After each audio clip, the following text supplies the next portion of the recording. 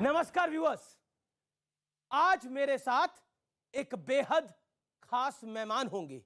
इनकी उम्र भले ही केवल 27 साल है, लेकिन इनके बोल पूरे देश में चर्चा और विवाद दोनों का विषय बने हुए हैं। ये खुद को कट्टर सनातनी हिंदू राष्ट्र का पक्षधर और घर वापसी के सबसे बड़े प्रायोजक बताते हैं। जोरदार तालियों के साथ स्वागत कीजिए बागेश्वर धाम के प्रमुख धीरेंद्र शास्त्री महाराज का। अभिनंदन आपका। दूत अतुलित बलिधामा अंजनी पुत्र पवन सुत नामा महावीर विक्रम बजरंगी कुमति निवार सुमत के संगी कंचन बरन विराज सुबेसा कानन कुंडल कुंचित केसा हाथ वज्र और ध्वजा विराजय काबे। जितनी बड़ी संख्या में धीरेंद्र शास्त्री के भक्त हैं, उतने ही बड़े इनसे जुड़े विवाद भी हैं। आज बागेश्वर धाम के प्रमुख धीरेंद्र शास्त्री जी महाराज से हर वो मैं सवाल करूंगा जो आपके दिल के अंदर है, जिसके बारे में देश जानना और सुनना चाहता है। आज पहली बार वो स्टूडियोज में मौजूद है न्यूज 18 के, और सवाल जवाब का सिलसिला शुरू करूंगा। लेकिन इससे पहले धीरेंद्र शास्त्री के जीवन का एक छोटा सा परिचय आपको दिखाते हैं। एक गरीब परिवार का लड़का कैसे बन गया धीरेंद्र शास्त्री, यानी बागेश्वर धाम का करता धरता। देखिए। सबके संकट दूर करेगी राम कथा हितकारी। बजाओ बजाओ बजाओ राम नाम की ताली। बजाओ राम नाम की ताली। पर हम हिंदू शेर हैं, भगौड़े नहीं हैं। हम ललकार का काम करते हैं क्योंकि हम हनुमान जी के चेला हैं। और बागेश्वर बालाजी का हाथ है और धर्म विरोधियों को लात है।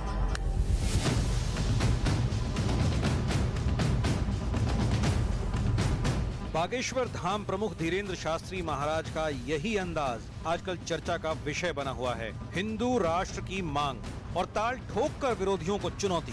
धीरेंद्र शास्त्री हर दिन कोई ना कोई विवाद खड़ा कर देते हैं।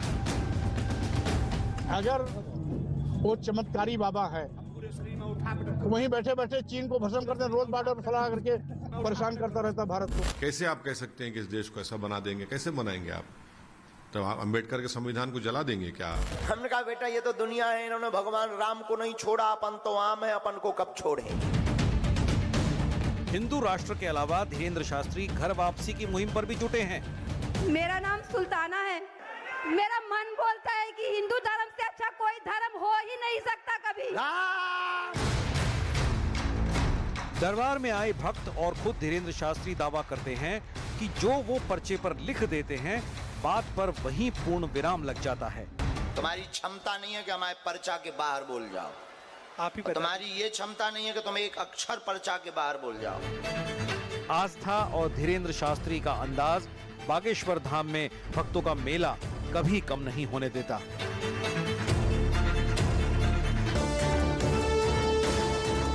टीवी इतिहास में पहली बार आज बागेश्वर धाम वाले धीरेंद्र शास्त्री न्यूज 18 के स्टूडियो में सीधे और तीखे सवालों का सामना करने वाले हैं। साथ ही उन विवादों पर भी बेबाक बात होगी जिसने धीरेंद्र शास्त्री को चर्चा का विषय बना दिया है। हमें डरना नहीं होगा, हम हिंदुओं को अब एक होना पड़ेगा। तो ये था जीवन परिचय धीरेंद्र शास्त्री जी का। शास्त्री जी, आपका अभिनंदन है। पहले तो स्वागत है आपका न्यूज 18 के इस मंच में। बहुत बहुत धन्यवाद, बहुत बहुत साधुवाद, और आर पार के इस कार्यक्रम को भी बागेश्वर पीठ की ओर से बहुत बहुत धन्यवाद। बहुत बहुत आभार आपका। लेकिन आपकी जबरदस्त फैन फॉलोइंग है। मैं युवाओं के हिसाब से अगर पूछूं तो जबरदस्त फैन फॉलोइंग है। आपका बड़ा क्रेज है। इतना क्रेज तो बॉलीवुड एक्टर्स का भी नहीं होता। लेकिन आज मैं आपसे एक सवाल पूछना चाहता हूं कि आपकी इस फैन फॉलोइंग का बड़ा राज क्या है? आप जादूगर हैं, चमत्कार दिखाने वाले हैं, आखिर धीरेंद्र शास्त्री है कौन? पहली बात तो हमारी कोई फैन फॉलोइंग नहीं है, हमारा तो पूरा परिवार है। फैन फॉलोइंग तो उनकी होती है जो सेलिब्रिटी होते हैं। I am not celebrity, I am not actor, I am not film actor, हम तो केवल एक साधारण मानव सनातन का झंडा लेकर चलने वाले एक साधक हैं। हमारी कोई फैन फॉलोइंग नहीं, हमारा परिवार और हमें गर्व है कितना बड़ा परिवार है। लेकिन अगर आपका मैं परिचय पूछूं कि धीरेन्द्र शास्त्री कौन है, चमत्कारी हैं, अवतारी हैं, कौन है? धीरेन्द्र शास्त्री एक साधारण इंसान है, जैसे आप हैं वैसे हम हैं। बस हनुमान जी के एक साधारण से सेवक हैं। उसका परिणाम है ये कि जो धर्म विरोधी हैं उनके मुंह पर तमाचा लग रहा है। तो आपके पास ऐसा क्या गुण है? मैं इस सवाल को ऐसे पूछता हूं कि आपके पास ऐसा क्या गुण है कि हनुमान जी ने आपको चुना? सच्चाई बोलने का गुण है और निडरता के साथ सच्चाई को दावे के साथ रख करके और सबको सत्य से जोड़ने का गुण है। और ये अगर किसी भी इंसान के पास ये गुण आ जाए तो ईश्वरीय दिव्य कृपा को वो स्वतः ही पा जाता है। आपके जीवन के बारे में मैं पढ़ रहा था, आप एक गरीब परिवार के हैं। एक गरीब व्यक्ति एक सामान्य परिवार से निकला हुआ धीरेन्द्र शास्त्री आज एक ऐसे मुकाम पर जहां पहुंचा है जहां देश उसको सुन रहा है, जहां देश उसको सुन रहा है। आपके समर्थक हैं, आपके विरोधी हो सकते हैं। वो कहते हैं ना, you can love me, you can hate me, but you can't ignore me now. बहुत अच्छा। देखो, पहली बात तो हम बड़ी विनम्रता पूर्वक आपको कहें कि जिंदगी में अभाव, इस दुनिया में ऐसे लाखों करोड़ों लोग हैं जिनके जीवन में अभाव रहा। उनमें से एक हम भी हैं। हम अपने आप को कोई स्पेशल नहीं मानते हैं, हम अपने आप को कोई बहुत गुणज्ञ नहीं मानते हैं। हम एक साधारण इंसान हैं। हमारे जीवन में जो विचित्र स्थितियां हुई हैं, हो रही हैं, बस हम ये नहीं चाहते कि अब कोई भी सनातनी जैसे हमने दुख पाया है वो ना पावे। इसलिए हम प्रत्येक व्यक्ति को हनुमान जी से जोड़ना चाहते हैं, क्योंकि इस दुनिया में सबसे बड़ा धनवान वही है जिसके जीवन में हनुमान है। सबसे बड़ा धनवान जिसके जीवन में हनुमान। लेकिन आप भी हीरा खोजने निकल गए थे बचपन में। बिल्कुल। क्या कहानी है वो? हमारे पास भी लोग आते थे तो वो कहते थे कि आप, कोई लोग लबा जाते थे कि सत्यनारायण की कथा बाँच दो, कोई रामचरितमानस के लिए, कई लोग गृह प्रवेश में हमको ले जाते थे। और एक सज्जन आए तो उन्होंने कहा कि हमारे बगल में, छतरपुर के बगल में एक जिला है पन्ना, और पन्ना जिला में जो है हीरा पाए जाते हैं। तो उन्होंने कहा कि महाराज जी हमको खदान लगाना है और खदान में हमको हीरा मिल जाए, सो आप चलो, सो बता दो। हमने कहा चलो, भगवान की कृपा से उन्हें तो मिला है, हमें नहीं मिला है। आपको नहीं मिला। लेकिन क्योंकि परिवार की बात हुई तो ये सवाल पूछना बहुत जरूरी है जी। हर व्यक्ति के जीवन में उसकी माँ का बहुत अहम रोल होता है। तो माँ की याद कितनी आती है, कितनी मुलाकात करते हैं, और युवा पीढ़ी को क्या कहना चाहते हैं? उसी गांव में रहते हैं, बागेश्वर धाम भी उसी गांव में है जहां हमारा जन्म हुआ। हमारा सौभाग्य है कि हमें माता पिता साक्षात ईश्वर रूप में प्राप्त हुए, और प्रत्येक व्यक्ति को माता पिता और गुरु यही त्रिदेव का दर्शन है। अगर कोई हमसे कहे कि ब्रह्मा विष्णु महेश के दर्शन करना है, हम बहुत स्पष्टवादी हैं और बहुत सत्य बोलने पर भरोसा रखते हैं। हमने किसी ईश्वर के दर्शन नहीं किए, न हमारे कोई भी ईश्वर से साक्षात्कार हुआ है। अंतर्मन के साक्षात्कार को प्रस्तुत नहीं किया जा सकता है, पर वाहिक साक्षात्कार हमने किसी भी ईश्वर का नहीं किया। लेकिन अगर आप लोग हमसे पूछो कि त्रिदेव के बारे में आपका क्या कहना है, ब्रह्मा विष्णु और महेश के बारे में आपका क्या कहना है, तो हम यही कहेंगे, ब्रह्मा है माँ, पालना का काम पिता करते हैं तो वो है विष्णु, और सुधार का काम गुरु करते हैं तो वो है महेश। शंकर, ब्रह्मा, विष्णु, इन तीनों का दर्शन हम माता पिता गुरु में ही करते हैं। आपका एक दावा है कि आप पर हनुमान जी की कृपा है, जिसकी वजह से आप लोगों की समस्या का समाधान कर देते हैं। लेकिन आलोचक भी हैं आपके, और बड़ी संख्या में है वो आलोचक। वो कहते हैं कि आप एक माइंड रीडर हैं, इससे ज्यादा कुछ नहीं। पहली बात तो ये दावा हमने कभी नहीं किया कि हम पर ही हनुमान जी की कृपा है। सब पर है सो हम पर है। और दूसरी बात, रही बात माइंड रीडर वाली, कांच में और मणि में बहुत अंतर होता है। चमकदार दोनों होते हैं, पर जो मणि काम करती है वो कांच काम नहीं करता। और तीसरी बात, सिद्धियां और कला दोनों ठीक धरती और आसमान बराबर जैसी डिस्टेंस में रहती है।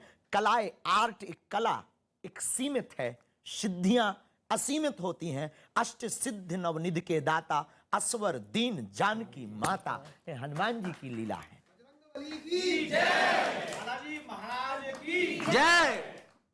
अगला सवाल मेरा जो है वो एक आरोप पत्र है और ये आरोप पत्र वाला राउंड है और इसमें आप पर जो आरोप लगे हैं उन पर आप सवालों के जवाब देंगे। और मेरा पहला सवाल आप पर आरोप भी है, ये देश सेकुलर है लेकिन आप हिंदू राष्ट्र की जिद पे अड़े हैं और अपनी बात पे निडर होके क्यों खड़े हैं? अगर हिंदुस्तान में रहने वाला हिंदू राष्ट्र की जिद पर नहीं अड़ा तो वो हिंदुस्तानी है ही नहीं। वो लगता है वेस्ट इंडीज का आदमी है। अगर हिंदुस्तान में रहकर हिंदुस्तानी व्यक्ति हिंद महासागर के सन्निकट रहने वाला ही हिंदू राष्ट्र नहीं कहेगा तो क्या पाकिस्तान वाले कहेंगे? और रही हमारी बात, जिनको जो लगता हो लगने दो, हम अपनी बात से न कभी झुकेंगे, न कभी मुड़ेंगे, न कभी रुकेंगे। भारत हिंदू राष्ट्र था, है और फिर घोषित होकर रहेगा। लेकिन संविधान में सभी धर्मों को समान अधिकार मिला है, सेकुलर है हमारा देश, तो सिर्फ हिंदुओं के आधार पर देश कैसे हो सकता है? पंथ निरपेक्ष राष्ट्र है। संविधान में 125 बार पत्रकार महोदय संशोधन लगभग हो चुका है। 126 बार हिंदू राष्ट्र के लिए भी होना चाहिए। तो मतलब क्या आपने इसकी अर्जी हनुमान जी को लगा दी है? हाँ, हमारी कोई सरकार से मांग नहीं, हमारी तो हिंदुओं को जगाना, और हमें तो इनमें ही हनुमान जी नजर आते हैं। हमने अर्जी लगा दी भारत के हिंदुओं से। आपने अर्जी लगा दी, लेकिन कई लोग कहते हैं कि ये जो हिंदू राष्ट्र की कहानी है, ये जो कहानी है ये देश को नॉन सेकुलर कर देगी, कोट एंड कोट। ये तो ठीक वही वाली बात हो गई, रसगुल्ला खाकर शुगर का परहेज कर रहे हैं लोग। भारत में रह करके और जो है ऐसी बातें कर रहे हैं कि जो हमारी दृष्टि से ठीक नॉर्मल बुद्धि की बातें हैं। भारत हिंदू राष्ट्र है, भारत सनातन का राष्ट्र है, भारत राम का राष्ट्र है, और राम के राष्ट्र में राम की चर्चा, हिंदू की चर्चा नहीं होगी तो भला किसकी चर्चा होगी? लेकिन आपका भरोसा संविधान पे है, भारत के पूर्णतया। हमारे पूर्वजों ने संविधान स्वीकार किया है, हमारे परदादाओं ने संविधान स्वीकार किया है, तो हम भी उससे बाहर नहीं हो सकते। लेकिन असाउद्दीन ओवैसी आपको बहुत प्रेम करते हैं, बहुत प्यार करते हैं। यू कह दीजिएगा। Same to. और वो इतना प्रेम करते हैं और उन्होंने क्या कहा है मैं सुनाना चाहता हूं आपको। असाउद्दीन ओवैसी सांसद हैं AIMIM के और आपको बहुत प्रेम करते हैं। वो क्या कहते हैं सुनिए जरा। कैसे आप कह सकते हैं कि इस देश को ऐसा बना देंगे? कैसे बनाएंगे आप? तो आप अम्बेडकर के संविधान को जला देंगे क्या? इन्होंने कहा कैसे आप कह सकते हैं, जैसे इनके लोग गजवाए हिंद कह सकते वैसे हम भगवाए हिंद कह सकते।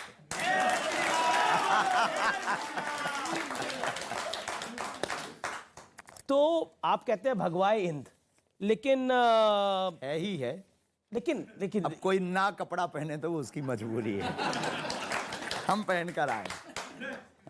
लेकिन जब आप भगवाए हिंद की बात करते हैं तो बहुत सारे लोगों के कान खड़े हो जाते हैं और वो कहते हैं कि आप मुसलमानों के खिलाफ हैं। बिल्कुल। और अगला आरोप आप पे यही है कि आप मुसलमानों के खिलाफ हैं। बिल्कुल भी नहीं, ये ठीक वैसी बात। हम मानवता के पक्षधर और अमानवता के खिलाफ हैं। अमानवीय कृत्य जो किए जाते हैं हम उसके खिलाफ हैं।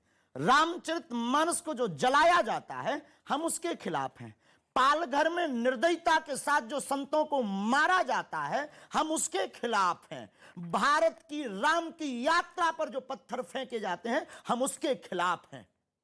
हम किसी भी पंथ के खिलाफ नहीं है, धर्म सिर्फ सनातन धर्म है।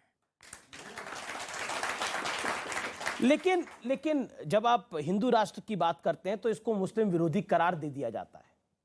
एक साइकोलॉजी है।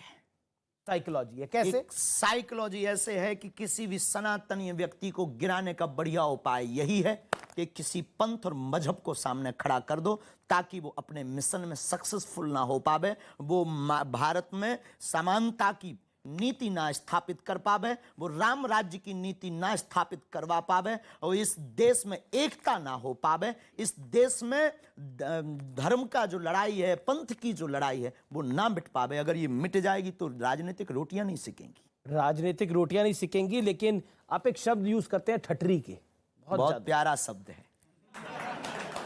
और बुंदेलखंडी आदमी अब तो लगभग भारत का प्रत्येक बागेश्वर धाम से जुड़ा हुआ भक्त उस बात को जानता भी है। परिवार के लोग हमारे जानते हैं। ठठरी बरे शब्द का अर्थ है सत्य, यथार्थ, शाश्वत। एक दिन ठठरी सबकी बरनी है और उसकी ठठरी बर चुकी जो सनातन के खिलाफ है। उसकी ठटरी भर चुकी जो सनातन के खिलाफ है। तो सनातन के खिलाफ अब किसको मानते हैं? ठीक जिन लोगों का आपने नाम लिया।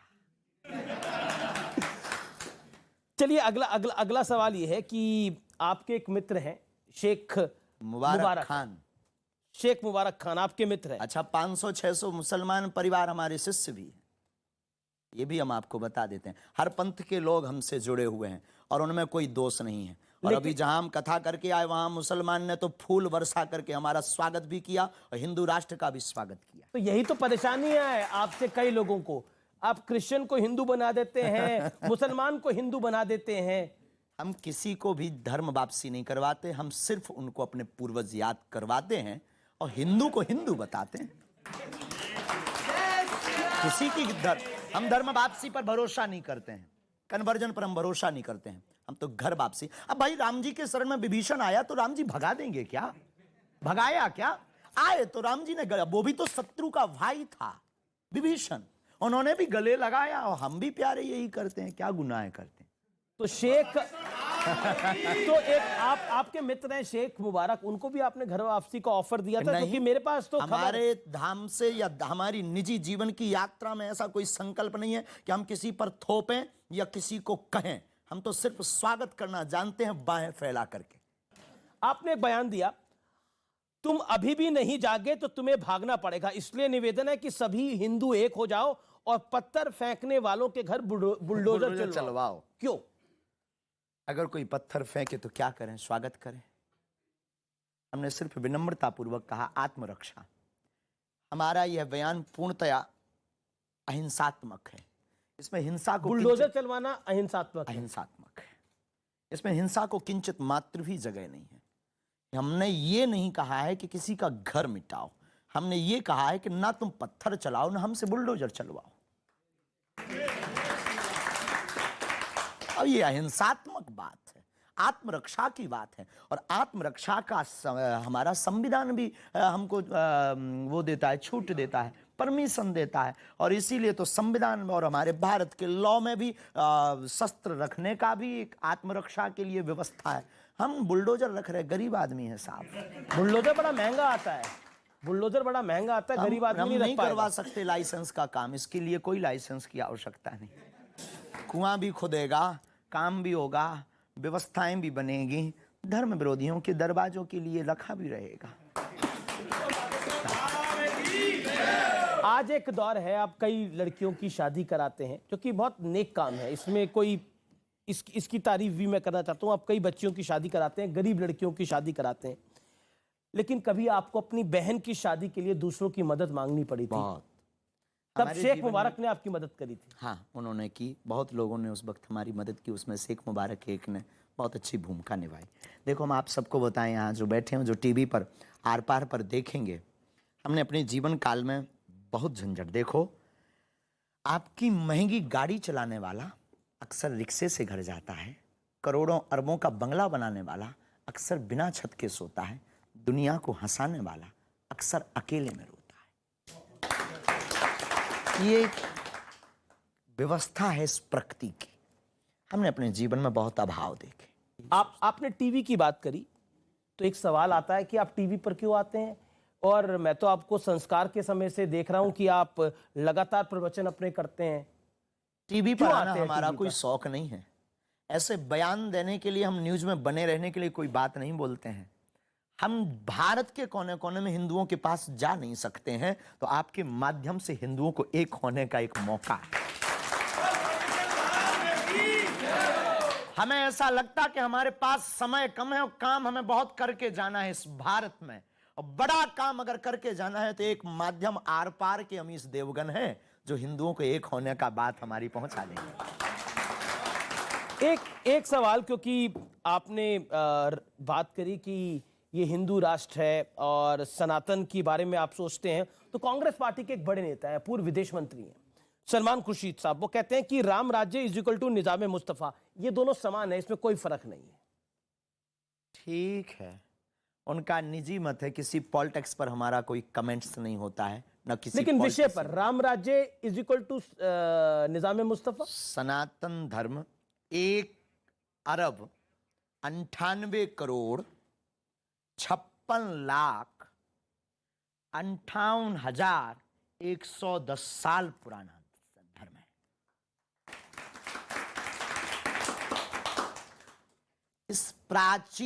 इससे भी ज्यादा प्राचीन है। ये तो एक हमने लगभग बताया है।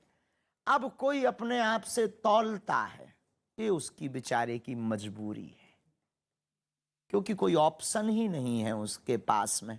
और राम राज्य की अगर वो कल्पना, कोई आपने नाम लिया है, पवित्र मुंह से हम वो लेना नहीं चाहेंगे। तो अगर कोई राम राज्य को अपने उससे तौल रहा है, वो बेचारे की मजबूरी है, और तौलना भी चाहिए। बड़ों के सहारे से ही छोटे लोग अपनी इज्जत बचाते। लेकिन मेरा अगला सवाल आपसे यही है कि क्योंकि इस देश में साईं बाबा के करोड़ों भक्त हैं, लेकिन आप उनके भी खिलाफ खड़े हो गए। बिल्कुल भी नहीं।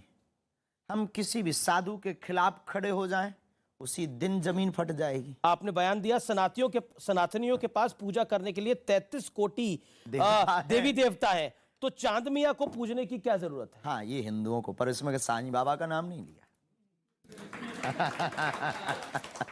पर हमने नाम नहीं लिया। अगर कोई समझ रहा है तो ये उसकी थिंकिंग है।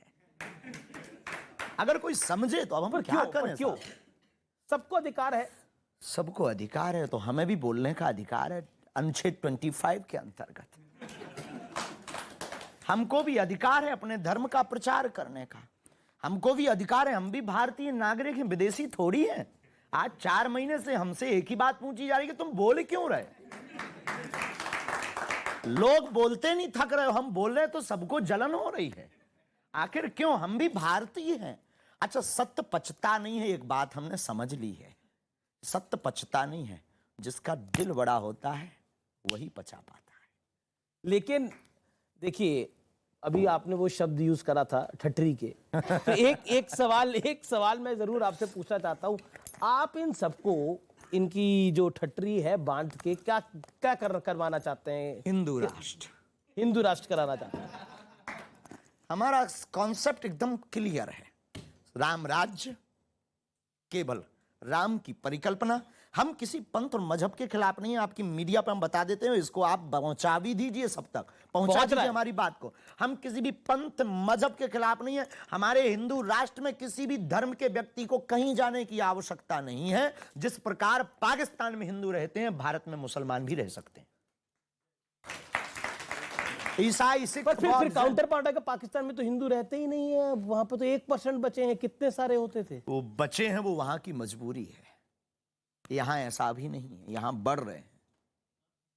हम किसी भी पंथ या धर्म मजहब के खिलाफ नहीं है, हम सिर्फ मानवता के पक्षधर हैं। अच्छा, आपने बढ़ने की बात करी कि बढ़ रहे हैं, आप भी अपना परिवार बढ़ाना चाहते हैं क्या? बहुत जल्दी बढ़े।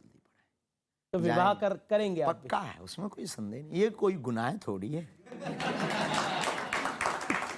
तो रिश्ते और हमने कोई झोली नहीं ली, सन्यासी भी नहीं है कि हम वही कोई धर्म के खिलाफ कुछ काम कर रहे हो। हमने कोई सन्यास धारण नहीं किया, हम कोई महात्मा भी नहीं है, हम अपने आप को कोई आचार्य भी नहीं। हम एक गुरु परंपरा के हैं, और शादी करें भी तो क्या गुनाह है साहब? आपकी भी तो हुई होगी।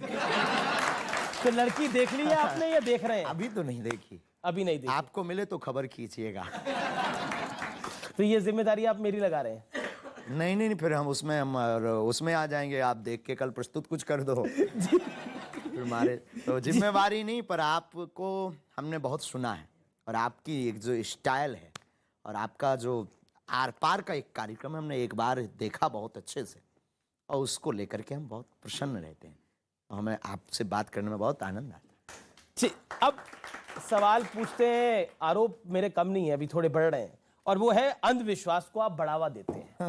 वो कहते हैं अब अंधविश्वास को बढ़ावा देते हैं, आप लोगों को अपने ऑरा में उलझा देते हैं और फिर उनका धर्म परिवर्तन करा देते हैं। पहली बात तो हम धर्म परिवर्तन नहीं कराते, दूसरी बात हम कोई अंधविश्वास नहीं फैलाते हैं। इस देश में चादर चढ़ाना श्रद्धा है, इस देश में कैंडल जलाना श्रद्धा है, इस देश में वो हली उल्लाह कह के एक व्यक्ति को पकड़कर 25 व्यक्ति में करंट लग जाना श्रद्धा है, लेकिन हनुमान चालीसा का उपाय बताना अंधविश्वास हो गया है। अद्भुत देश है ये मुंह लोग लाते कहां से? अद्भुत विचारधारा है लोगों की। हमने कभी ये नहीं कहा कि हम ईश्वर हैं, हमने कभी ये नहीं कहा कि हम चमत्कारी हैं। हम आज कहते हैं हमारे पास कुछ भी नहीं, हनुमान जी के पास सब कुछ, लेकिन इतना कहते हैं कि अगर आप कहते हो कि कुछ होता नहीं है तो गीला करके भेजेंगे। अगर कोई कहता है कि भगवान नहीं होते, ईश्वर की दिव्य शक्तियां नहीं होती हैं, हमने अनुभव किया है, चले आइए कभी Bageshwar Dham, welcome to you.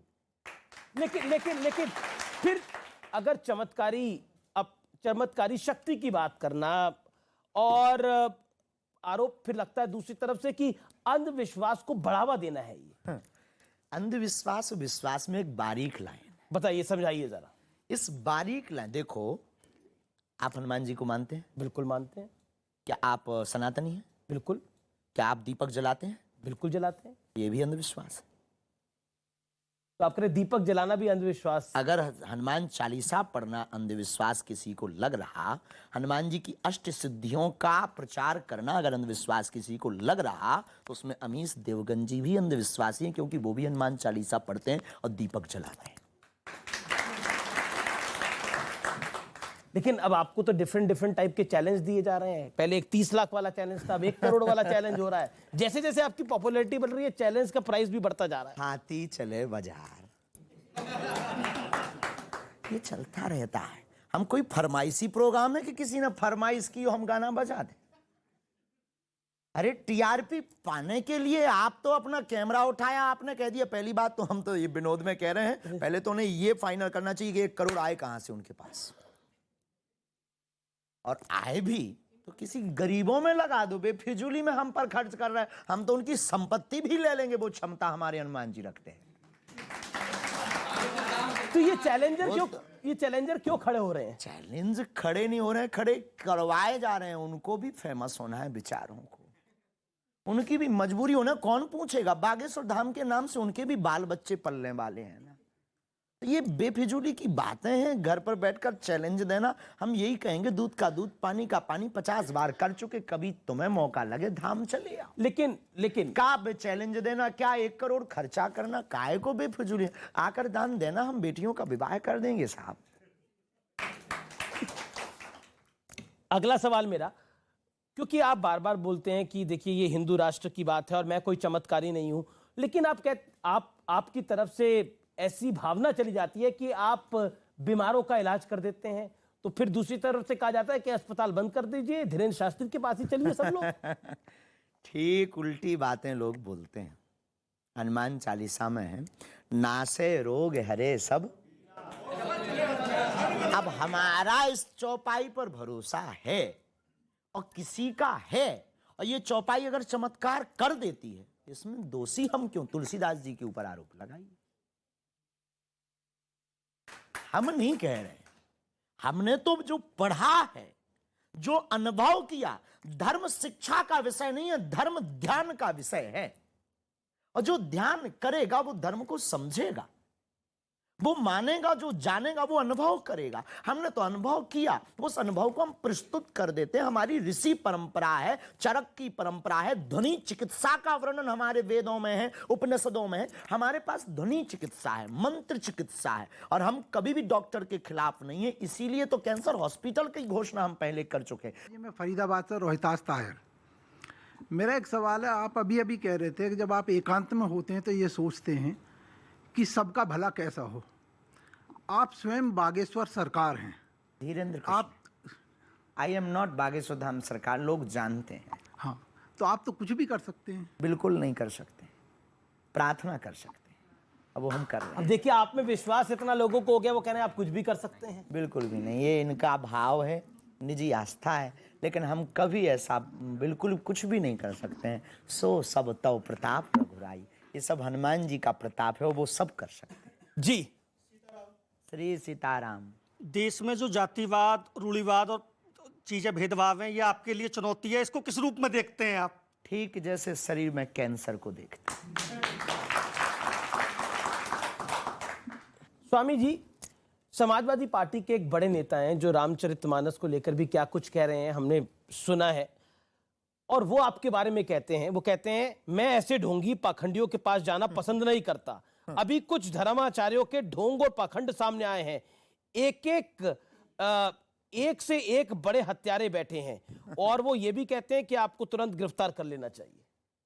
अगर हमने, इस देश में कानून है, इस देश में संविधान है, इस देश में नीति है, अगर हमने कोई गुनाह किया है तो गिरफ्तार कर लेना चाहिए, देर ना करें। लेकिन राजनेताओं की बातों पर हमारा कोई कमेंट्स नहीं रहता है, क्योंकि सिर्फ उनके कमेंट्स राजनीतिक रोटियों तक सीमित रहते हैं। इसलिए दो कौड़ी की राजनीति में हम करोड़ों के अध्यात्म को नहीं बढ़ाएंगे। अगला आरोप भी इससे जो जुड़ा हुआ है। और क्या आप राजनीति में आना चाहते हैं? बिल्कुल भी नहीं, कभी नहीं, स्वप्न में भी नहीं। क्योंकि आपके दरबार में तो सभी आते हैं, बीजेपी, कांग्रेस, सबके बड़े अगर नेता किसी आते को धाम पर आने से सद्बुद्धि मिलती है तो आना चाहिए। लेकिन कुछ लोग आपको कुशल पॉलिटिशियन, कुशल नेता भी मानते हैं। अगर साथ कोई लेते हैं मानता, आप। कोई हमको गुरु मानता है, कोई आचार्य मानता है और कोई पाखंडी मानता है, तो अगर कोई कुशल नेता भी मानता है तो क्या बुराई है? अच्छा, कांग्रेस और बीजेपी में से किसकी विचारधारा आपको लगती है बेहतर है? मानवता की।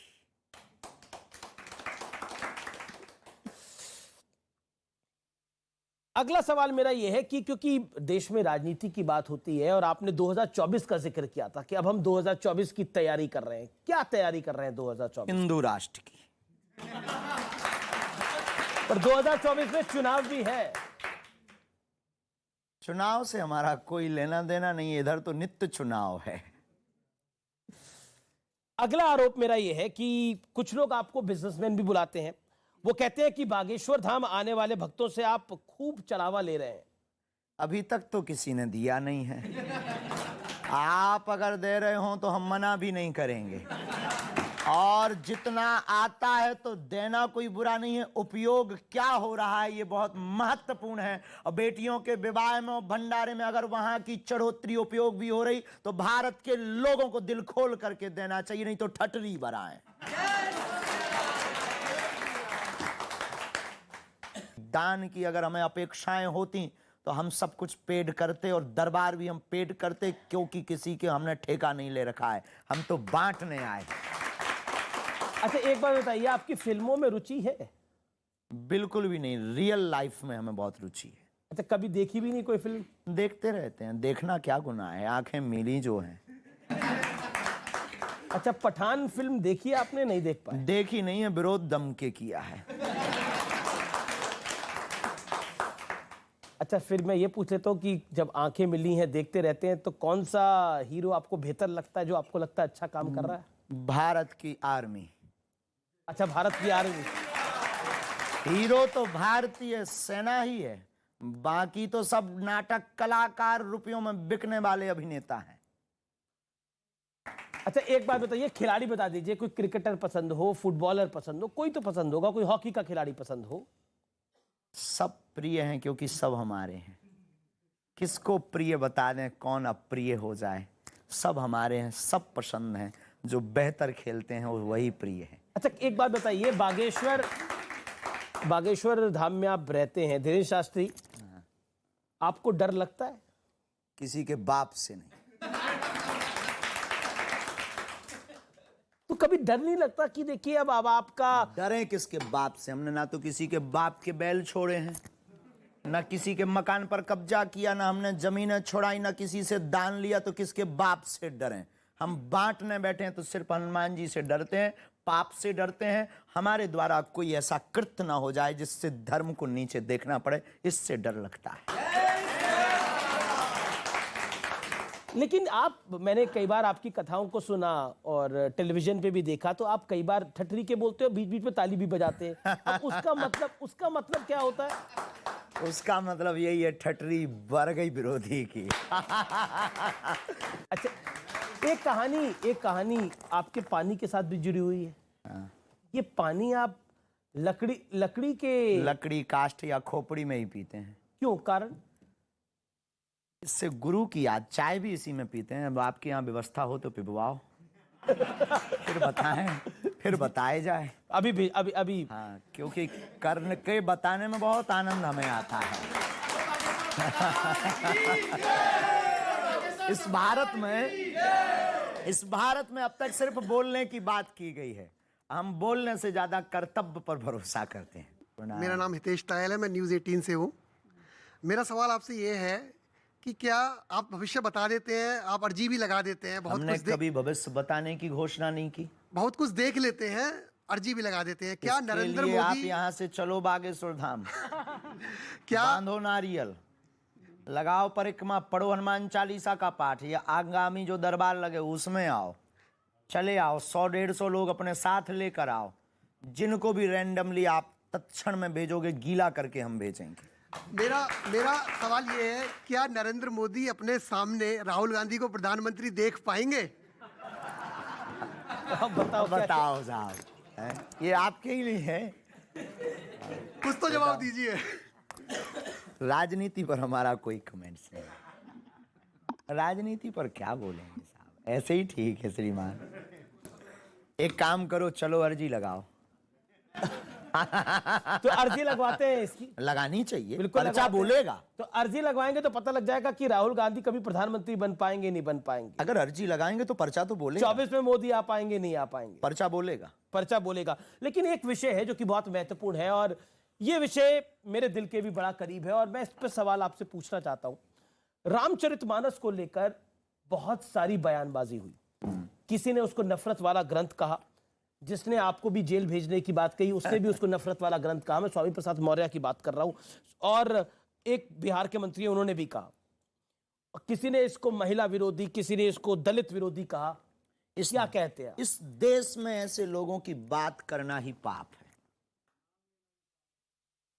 राम के देश में राम के विरोधी की बात करना सीधी सी बात है कि उसको बार बार प्रोड्यूस करना है और बार बार उसको आगे अप्रोच करना है। ऐसे व्यक्ति के बारे में ना तो सोचना चाहिए, ना बात करनी चाहिए। हरिहर निंदा सुने जो काना, हो ही पाप गौ घात समाना। माता पिता भगवान शिव, भगवान विष्णु की निंदा करने वाले व्यक्ति को सुनना और उसको देखना गो हत्या बराबर पाप है। पर रामचरितमानस को लेकर जो ये विवाद खड़ा हुआ है, उसको सुनकर आप क्या कहना चाहते हैं? क्योंकि उससे डिवाइड क्रिएट करने का प्रयास हुआ है। अशिक्षा की कमी। शिक्षित व्यक्ति रामचरितमानस को अगर बुद्धि से नहीं, देखो रामचरितमानस बुद्धि का ग्रंथ नहीं, दिल का विषय है, श्रद्धा का ग्रंथ है। उसको पढ़ेंगे तो रामचरितमानस से क्या आप मानते हैं ये घोर कलयुग है जब जहां रामचरितमानस की प्रतियां भी जलाई जा रही? बिल्कुल, अति घोर कलयुग। और घोर कलयुग है नहीं, ऐसे लोगों को देख करके तो हमें लग रहा है कि है। पहले तो नहीं लगता था। इस भारत में जब संतों को देखते थे तो लगता था कितनी उदारता है इस भारत में, कितना धर्म बचा हुआ है। जब हम अपने दादा गुरुजी की बातों को याद करते हैं तो सोचते थे कितने महापुरुष हैं, अपने जीवन का एक एक क्षण समाज सेवा के लिए लगा दिया, एक एक रुपया जितना चढ़ोतरी आई लोगों में बांट दिया। कितने उदारता का देश है। लेकिन जब रामचरितमानस और राम की यात्रा पर पत्थर फेंके जाते हैं, संतों को मारा जाता है, तब हमें लगता है कि इस देश में सतयुग नहीं घोर कलयुग। चलिए अगला सवाल यह है कि आपने दावा किया था कि आपके खिलाफ विदेश से प्लानिंग हो रही है और आपके विरोधियों की संख्या देश के उस पार बढ़ती जा रही है। आप पाकिस्तानियों की भी हिट लिस्ट पे हैं। क्या आपको लगता है कि आपकी सुरक्षा अब होनी चाहिए? साधु संत के तुम रखवारे, असुर निकंदन राम। वैसे तो उन्होंने हमें सिक्योरिटी दे रखी है श्री हनुमान जी ने, लेकिन लौकिक व्यवहार में अगर किसी को गर्राट है तो उसके लिए अगर कोई व्यवस्था हो और है तो कोई दोष नहीं है या कोई बुराई नहीं। सबको डर। देखो इस देश में कल तक हम कथा कर रहे थे, दरबार लगा रहे थे, कभी बात नहीं उठी। जब से पुरजोर तरीके से कन्वर्जन को रोका तब से लोगों को जलन हुई, तब से नए नए प्लान। एक लॉबी आपके खिलाफ है पूरी। प्लांटेड लोगों का आना, प्लांटेड दरबार में चिल्लाना। अभी कुछ दिन पहले एक प्लांटेड व्यक्ति का पोल खोला दरबार में ही, वो 20 दरबार में चिल्ला पड़ा। धाम पे भी प्लांटेड लोग आना, फिर ये एक छोटा सा विवाद बहुत बड़ा बना देना, ये सिर्फ और सिर्फ बागेश्वर धाम के जो सेवक हैं जी, उनको गिराने का एक बहुत बड़ा षड्यंत्र चल रहा। क्योंकि जो करोड़ों रुपए धर्म परिवर्तन कराने में खर्च कर सकते हैं, तो वो धीरेन्द्र कृष्ण के ऊपर क्यों नहीं कर सकते? सच्चाई ये है, क्योंकि उन्हें डर है कि उनके मिशन को फेल हम कर। मैं एक सवाल पूछता हूँ, आप ईसाइयों के खिलाफ है? बिल्कुल भी नहीं। मुसलमानों के खिलाफ है? बिल्कुल भी नहीं। तो सारी घर वापसी तो वहीं से हो रही है। फिर वही बात, धर्म परिवर्तन वो कराएं, हम तो घर वापसी करवा रहे हैं। ले तो वो जाते हैं लालच देकर। दमोह का आप जो 400 परिवार 360 परिवारों को लेकर के आए हैं, उनके व्यक्तियों से पूछिए, पोलियो के पांव को ठीक करने के नाम पर ले गए, उल्टा पांव और कटवा रहे हैं। हमने तब उस चमत्कार में, उन्होंने छुआ, बोले 15 को करंट लग गया, हमने कहा हम तो लगा दें बिना छुए। और हमने चमत्कार हमने नहीं दिखाया, हनुमान जी ने उनको कोई चमत्कार दिखाया, तब उन्हें पता लगा कि भाई असली बाप तो ये है। अब वो फिर घर आ गए, और सुबह का बुला शाम को घर आ जाए तो क्या दिक्कत है? हम किसी भी धर्म के खिलाफ नहीं, हम धर्म में किसी को लाते भी नहीं, हम घर वापसी करवाते हैं। धर्म से तो कन्वर्जन ये करवा रहे हैं। मैं हलीलुल्लाह वाले, हलीलुल्लाह वाले, हाँ जो भी हो बाहर में जाए। लेकिन देखिए, मैं लौटकर पुराने सवाल पर आता हूं। लोगों की तालियां बंद नहीं हो रही, लेकिन मैं लौटकर पुराने सवाल पर आता हूं। क्या वाकई भारत को आप कोई हिंदू राष्ट्र बना सकता है? क्योंकि कई लोग कहते हैं अब हिंदू प्रोपेगेंडा है, ये प्रोपेगेंडा है। हिंदू राष्ट्र बने हुए को क्या बनाना है, बस जगाना है।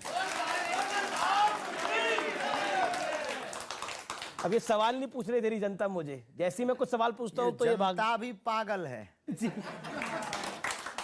आपके प्यार में। बालाजी के प्यार में सब पागल हैं, हिंदू राष्ट्र के लिए सब पागल हो रहे हैं। अब बच के रहें जो पागल नहीं है। अच्छा, ये पब्लिसिटी स्टंट है, आरोप आप पे लगता है कि ये आप पब्लिसिटी स्टंट कर रहे हैं? अगर सनातन का हित हो रहा है और हिंदू राष्ट्र बन रहा है, तो ऐसे स्टंट प्रत्येक हिंदुओं को करते रहना चाहिए। चलिए, अगला राउंड और ये आखिरी राउंड भी है, और इस राउंड में मैं आपको कुछ तस्वीरें दिखाऊंगा और आपकी प्रतिक्रिया उस पर लूंगा। इस राउंड की शुरुआत करते हैं, और पहली तो तस्वीर आ रही है, आपका वाकई दिल खुश हो जाएगा और आप अपनी गद्दी से भी खड़े हो जाएंगे। जो तस्वीर मैं दिखाने जा रहा हूं, वाकई मैं कह रहा हूं, कोई बात है तो हम खड़े भी हो जाएं। जी, ये तस्वीर आप देख सकते हैं स्क्रीन के पीछे। वाह, जय हो जगत गुरु राम भद्राचार्य जी। पूज्य गुरुदेव भगवान है ये हमारे, उन्हीं की कृपा है। जय हो गुरुदेव भगवान की। तो क्या कहना चाहते हैं आप गुरु जी के बारे में अपने? बस जो पूछते थे आज तक की चमत्कार क्या है, ये है